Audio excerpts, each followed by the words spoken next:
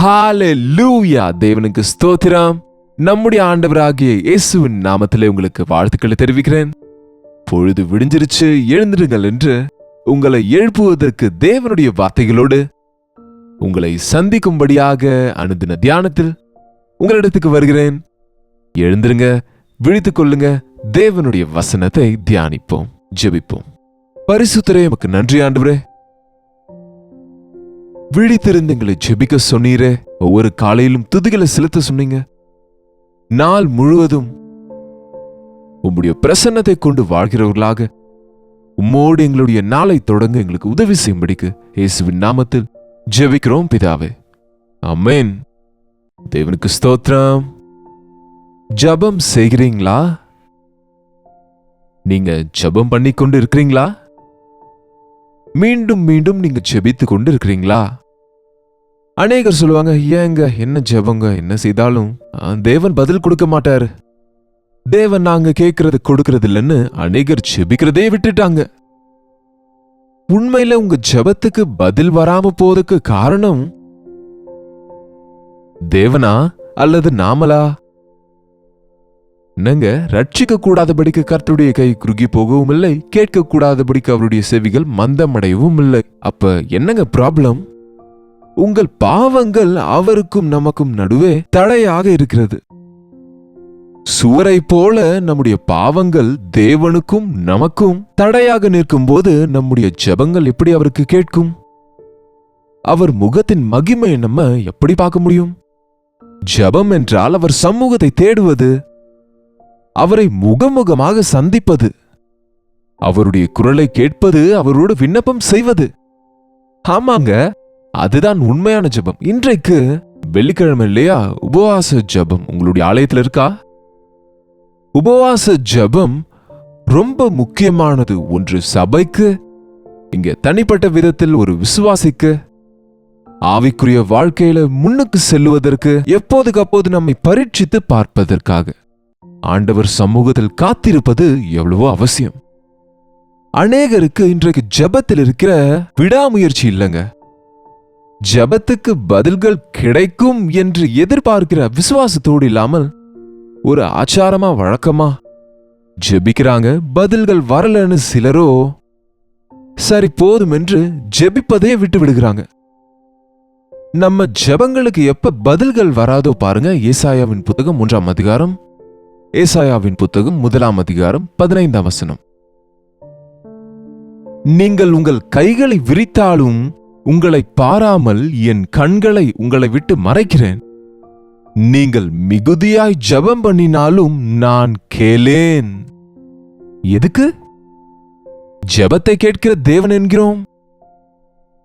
அவரை ஆண்டவரேன்னு கைகளை விரித்தாலும் பாருங்க, அவர் பார்க்க மாட்டாராம்.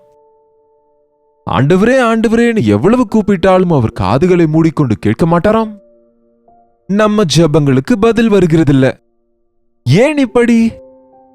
அங்கே இருக்கு பாருங்க.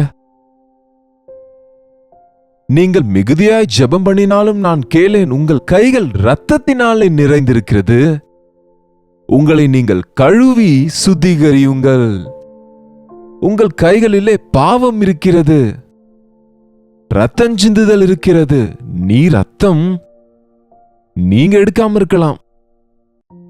என்னங்க, நீங்க கத்தியால குத்தி யாருக்கும் ரத்தம் வரும்படி கொள்ளாம இருக்கலாம். சில முறை உங்களுடைய வார்த்தைகள், சில முறை நீங்க எழுதுவது, சில முறை உங்க வேலைகள் அநேகருக்கு தீங்கு செய்கிறதாக இருக்கிறது, துக்கத்தை கொடுக்குது, வேதனை உண்டாக்குது. அவங்க துன்பங்கள் படுவதற்கு நீங்க காரணமாக இருக்கலாம்.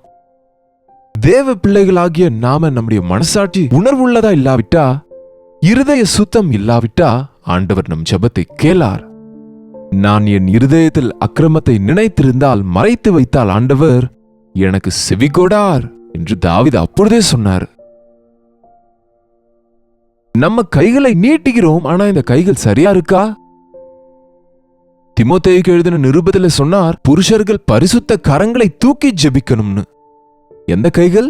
வெறும் கைகளை நீட்டி ஜெபிப்பதல்ல, பரிசுத்தமான கரங்கள். என்னங்க, நாங்க என்ன பாவம் செய்யறோம்னு கேட்பீங்க. ஆனா உங்க கைகளால எத்தனை செய்கிறீங்களோ? கைகளினாலே செய்கிற சைகைகள், தவறான சைகைகள், பாவத்தை தூண்டுகிற சைகைகள், கைகளாலே செய்கிற வேலைகள், கைகளை பயன்படுத்தி லஞ்சங்களை வாங்குகிறவங்க, என்னங்க, பொய்யை பிரசித்திப்படுத்துகிறவங்க, அசுத்தமானவைகளை தொடுகிறவங்க, சிகரெட்டை கையில பிடிச்சிருக்கிறவங்க கை பரிசுத்தமானதா அசுத்தமானதா? உலக ரீதியாகவே அவன் கையை கழுவலனா அது நாற்றம் அடிக்குங்க. மது அருந்துகிறவங்க, இன்றைக்கு எத்தனையோ பேர் ட்ரக் அடிக்ட்ஸ் ஆகிவிட்டு உள்ளங்கையில பவுடர் போட்டுக்கொண்டு கையில நசுக்கி கொண்டு சாப்பிடுவாங்களாம். எதுக்கு கொடுத்தார் கரங்களை? மருந்துகள், மாத்திரைகள், ட்ரக்ஸ் எடுத்துக்கொள்ளவா? போதைப் பொருட்களை எடுத்துக்கொள்வதற்கா? இன்னொன்னு, பேசும்போதே கையை உயர்த்துகிறவங்க, அடிக்கிறவங்க, மற்றவங்களை துன்புறுத்துகிறவங்க இன்றைக்கு அதிகமாகி கொண்டிருக்கிறாங்க. உன் கைகளை உதவி செய்யும்படி கொடுத்தார் ஆண்டவர். அன்பை பகிரும்படிக்கு கொடுத்தாரு. கர்த்தருடைய வேலையை செய்யும்படி கொடுத்தாரு ஆண்டவர். உங்களுக்கு பிரயோஜனமான காரியங்களை கைகளால செய்யணும். அவங்க விரல்களால் சைகைகள் செய்வாங்கன்னு வேதத்தில் இருக்கு.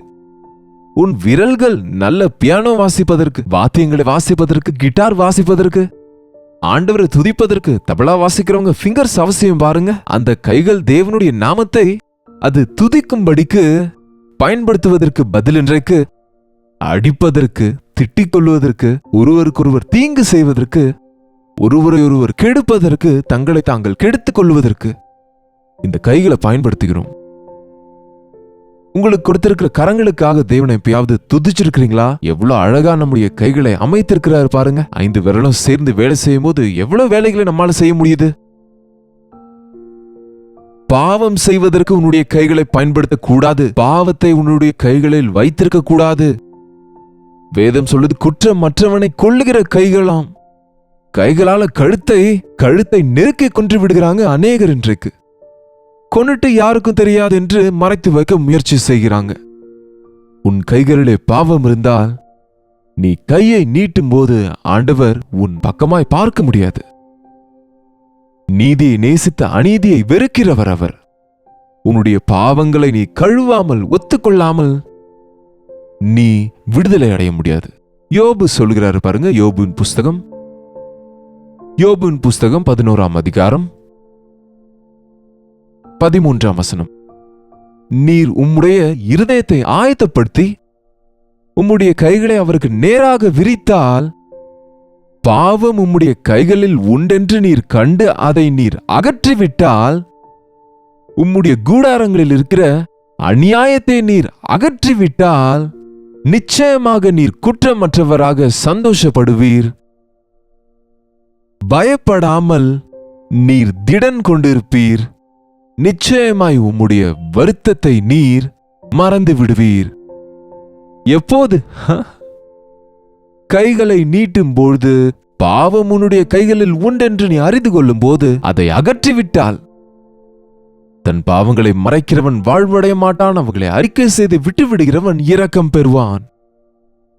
கைகளை நீட்டி ஆண்டவருடைய உதவியை கேட்பதற்கு முன்பு, அவர் நன்மையானவைகளை உன்னுடைய கைகளில் வைக்கும் முன்பு உன் கையில் இருக்கிற அழுக்கு கழுவப்பட வேண்டும். உன் கைகளில் இருக்கிற பாவத்தை விட்டுவிட வேண்டும், போற்றணும். நம்முடைய பாவங்களை அறிக்கை செய்து விட்டுவிட வேண்டும் என்று வசனம் சொல்கிறது. பாவி பாவி என்று ஆண்டவர் நம்மை நிந்திக்கிறவராக இல்ல, ஆனால் உன்னை குற்றமற்றவனாக செய்வதற்கே உன் பாவங்களை நீ அறிக்கை செய்தால் இயேசு கிறிஸ்துவின் ரத்தம் சகல பாவங்களில் நின்றும் சுத்திகரிக்கும் என்கிற வார்த்தையை உன் பட்சத்தில் நிறைவேற்ற தேவன் விருப்பமா இருக்கிறார். நீங்கள் இருதயத்தை சரி செய்து கொண்டு உடைந்து நொறுங்கி இருதயத்தோடு நீங்க ஜெபித்தால் நிச்சயமா உங்க ஜெபம் கேட்கப்படும். அங்கே திரும்ப ஏசாயாவில் பார்த்தா, உங்கள் கைகள் இரத்தத்தினால் நிறைந்திருக்கிறது, உங்களை கழுவி சுத்திகரியுங்கள். உங்கள் கிரியைகளின் பொல்லாப்பை என் கண்களுக்கு மறைவாக அகற்றிவிட்டு தீமை செய்தலை விட்டு ஓயுங்கள், நன்மை செய்ய படியுங்கள். தீமை நீங்க மற்றவங்களுக்கு செய்துட்டு நீங்க நன்மைக்காக ஆண்டவர்கிட்ட வந்தா கிடைக்காது. மற்றவங்களை நீங்க மன்னிக்காம நீங்க மன்னிப்பு கேட்டா உங்களுக்கு மன்னிப்பு கிடைக்காது. உங்களுடைய மற்றவங்களுக்கு பகிராம எனக்கு கொடுங்க கொடுங்கன்னா ஆண்டவர் கொடுக்க மாட்டாரு. நீங்க நன்மை செய்யாமல் தீமை செய்து கொண்டு நன்மை வேண்டும் என்று விரும்பினால் எப்படி கிடைக்கும்? தீமை செய்கிறவன் தலையின் மேல தீமை தான் வரும். நீங்க தீமைக்கு பதிலாக தீங்கை அடைவீங்க. ஆனால் உங்க தீங்கை விட்டுவிட்டு நன்மை செய்தால், இயேசுவின் நாமத்துல விரோதிகளை மன்னித்தால், உங்க சத்துருக்களுக்காக நீங்க ஜெபித்தால், நீங்க மற்றவர்களையும் மன்னித்து உங்களுக்காக நீங்க ஆண்டவரிடத்துல மன்னிப்பு கேட்கிறவர்களாக இருந்தால், தேவன் நிச்சயமா நம்முடைய ஜெபங்களை கேட்பார். உங்களை நீங்கள் கழுவி சுத்திகரியுங்கள்.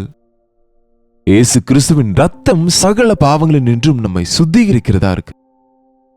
எப்படிப்பட்ட கரையானாலும் திரையானாலும் இல்லாமல் இருப்பதற்கு கிறிஸ்து தம்முடைய மாசற்ற குற்றமற்ற ரத்தத்தை சிந்தினார். நம்ம அறிக்கை செய்த ஒவ்வொரு பாவமும் கழுவப்படும்.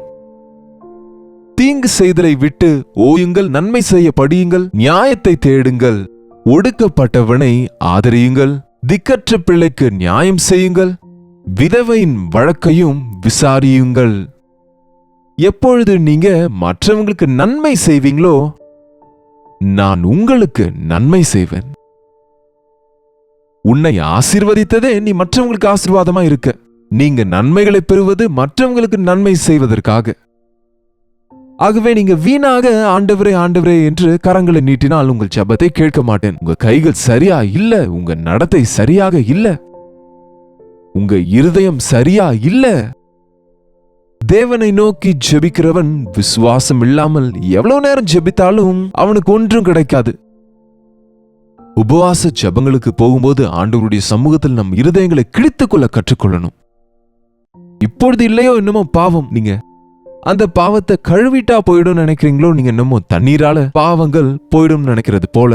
சோப்பினால் கழுவினா போவாது. அநேகமான சோப்பினால் கழுவினாலும் ஒவ்வொரு மண்ணிலே நீ உன்னை கழுவினாலும் உன் பாவம் கரைகள் போல எனக்கு முன்பு இருக்குன்னு ஆண்டவர் சொல்லுகிறார். வெறும் இயேசு கிறிஸ்துவின் ரத்தம் மாத்திரமே எல்லா பாவத்தில் நின்றும் நம்மை பரிசுத்தமாக்குகிறது. அதற்கு தான் நம்ம பாவங்களை அப்பொழுதுக்கப்போது நம்ம ஆண்டவரிடத்தில் அறிக்கை செய்வோம்.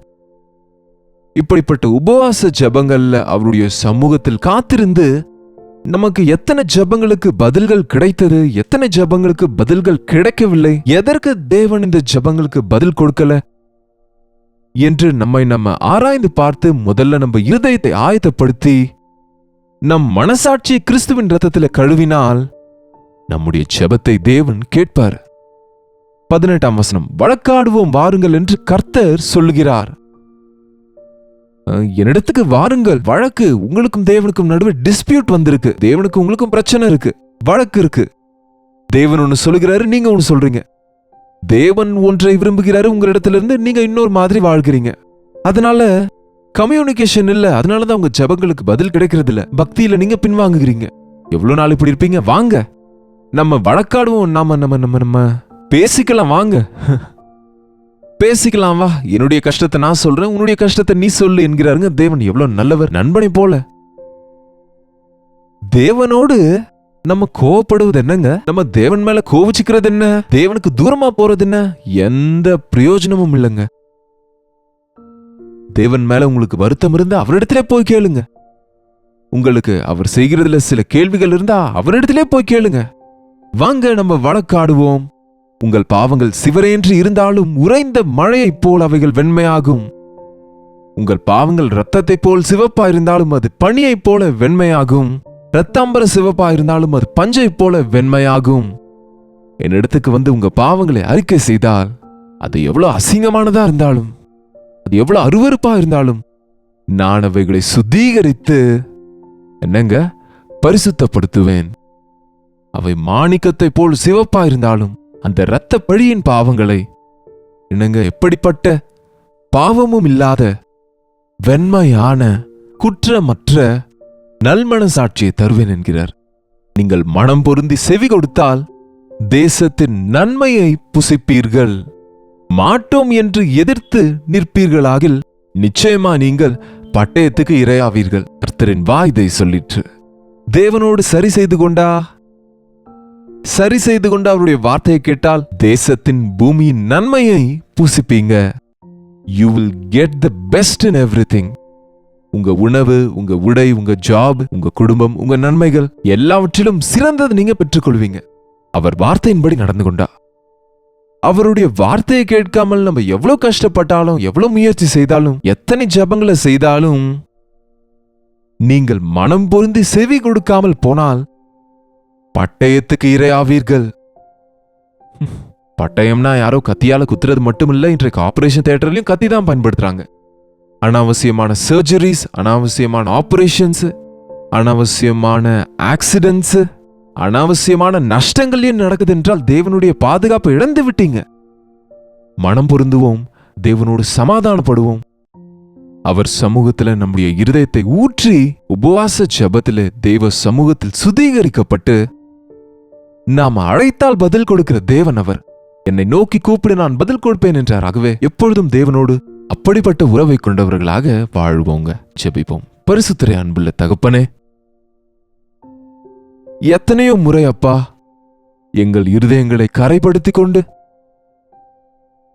நீதிமான்களாக மாற்றப்பட்ட நாங்கள் பரிசுத்தத்திலும் கனத்திலும் எங்களை நாங்கள் காத்துக்கொள்ள வேண்டும் என்பதை மறந்து எங்கள் கைகளாலே செய்யக்கூடாததை செய்து, எழுதக்கூடாததை எழுதி, கொடுக்கக்கூடாததை கொடுத்துக்கொண்டு, தொடக்கூடாததை தொட்டுக்கொண்டு, நாங்கள் பயன்படுத்த வேண்டிய விதத்தில் அதை பயன்படுத்தாமல் போனதினாலே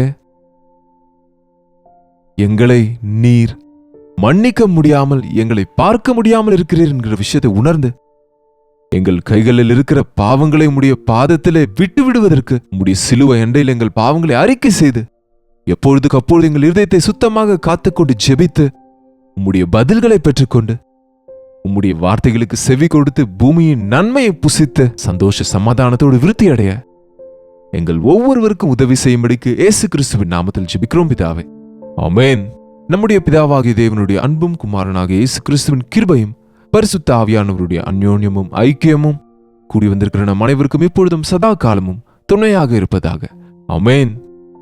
தேவனுக்கு ஸ்தோத்திரம். உங்களுடைய ஜெப விண்ணப்பங்களையும் பாரங்களையும் பிரைஸ் ரிப்போர்ட்ஸ் எங்களுக்கு நீங்க தெரியப்படுத்த 8939801234 நம்பருக்கு ஒரு டெக்ஸ்ட் அல்லது வாய்ஸ் மெசேஜ் மூலம் தெரியப்படுத்துங்க. உங்களுக்காக நாங்க ஜெபிக்கிறோம், நீங்களும் எங்களோட ஜெபிங்க. Doctor Jayapal YouTube channel like பண்ண, ஷேர் பண்ண, உங்க பெயரும் ஊரும் கமெண்ட் செக்ஷன்ல பதிவிட மறக்காதீங்க. கர்த்தருக்கு சித்தமானா நாளைக்கு நான் உங்களை மீண்டும் சந்திக்கிறேன்.